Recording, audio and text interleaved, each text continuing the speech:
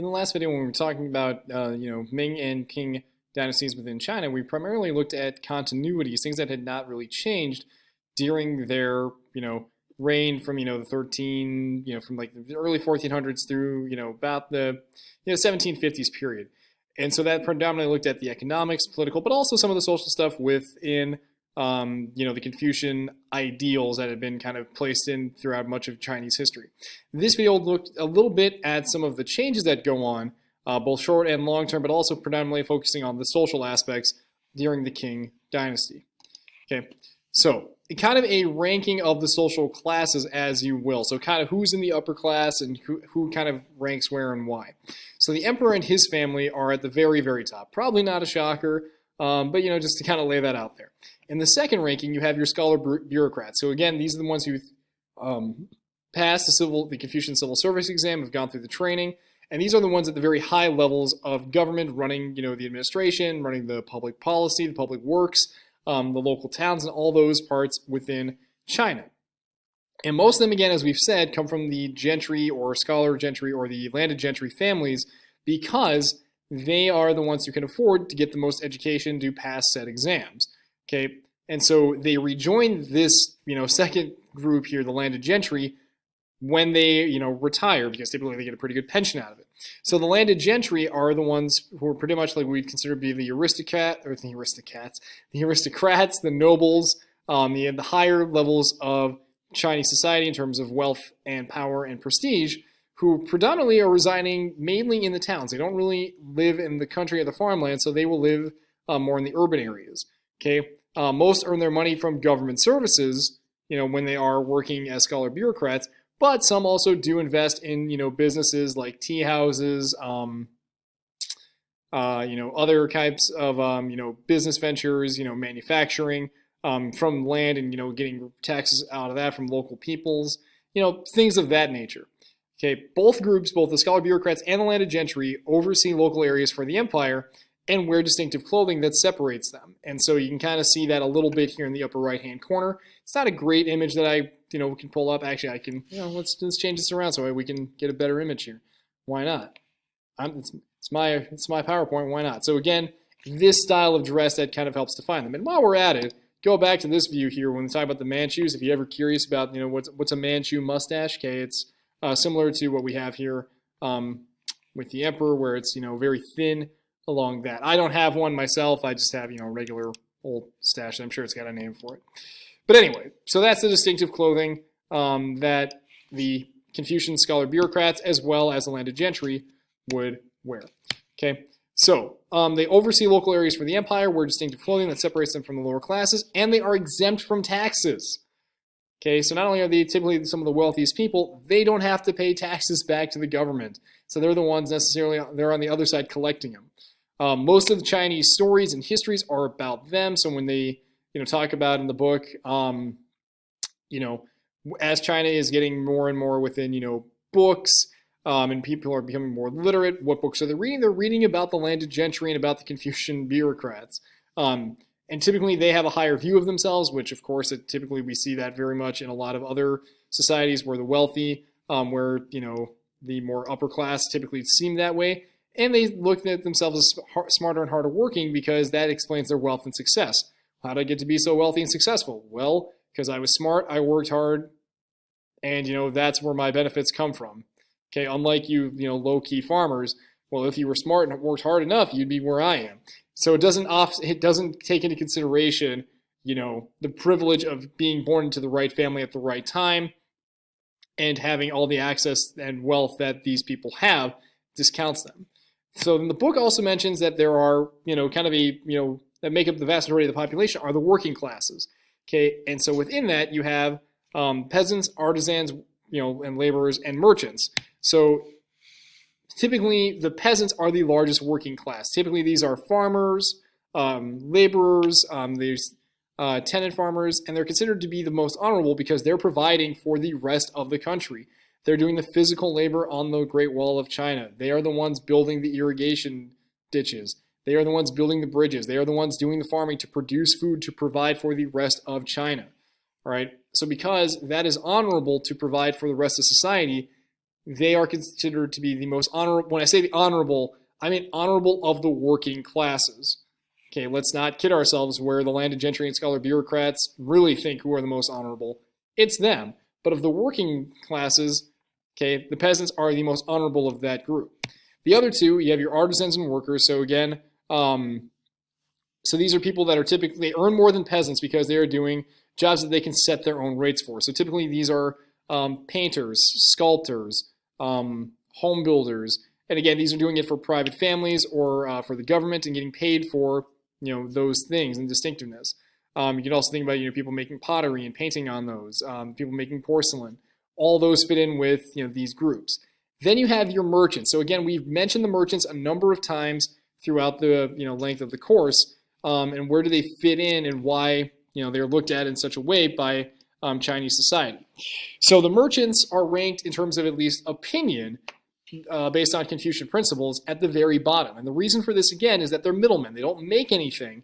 What they do is they take someone's hard-earned, goods or money, and then they exchange them for something else, and they are meeting in the middle. They're not actually producing anything other than a trade.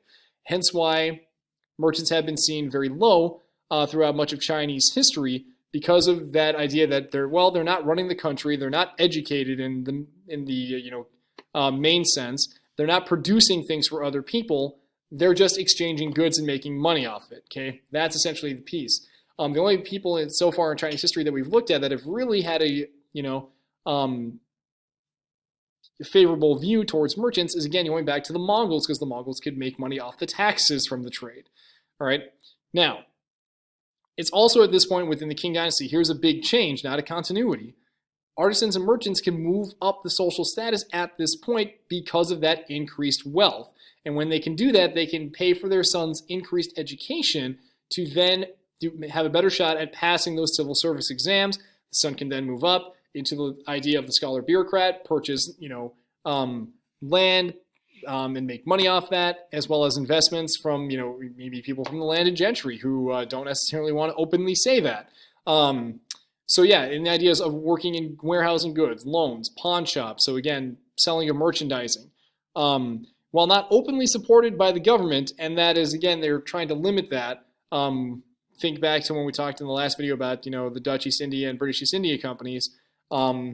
They're trying to limit the extent of which merchants can have that kind of influence in society. So there, again, is that connection to the Confucian idea, but also trying not to replicate and prevent the replication of, private industries and private groups becoming more influential within China as they had within Great Britain and, the Netherlands.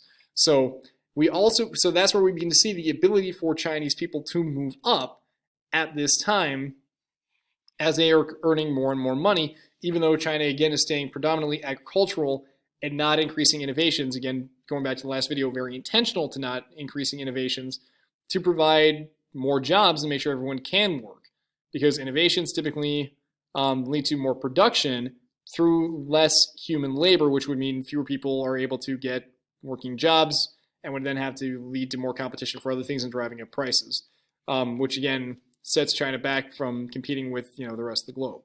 Now, another big change is Christianity. So the book mentions the Nestorian Christians who had been in China for a very long time. It kind of moved along the Silk Road over hundreds of years, and that had been a very small portion of the population. So Christianity now takes on a different meaning. So again, connecting itself now with the Jesuits, who we've mentioned within the Americas, a little bit within Africa, a little bit within, Europe at the same time, coming out of, again, the religious conflicts of, the 1500s within Europe. So the Jesuits arrive to promote the Catholic Church, okay? And they realize we can't just come in here and start preaching the gospel. We have to ingratiate ourselves in Chinese society.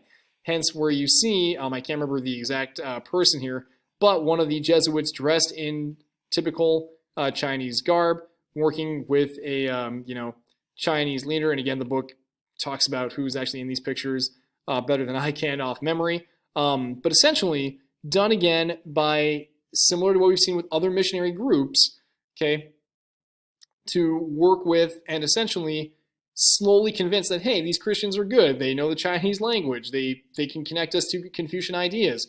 They brought in these new technologies. Hey, look, you know how we got gunpowder? Well, now they've turned that into cannons, and they can show us how to make those. Hey, they make beautiful music with harpsichords. They've shown us how to make mechanical clocks and fix them. They do all this to get in good with Chinese officials and Confucian leaders to encourage conversion, and it does happen on a very small scale. It's I think a couple 100,000. I think is maybe the extent. Maybe it was just tons of thousands, which again, compared to China's completely Buddhist population, Buddhist and Taoist population, is really, really tiny.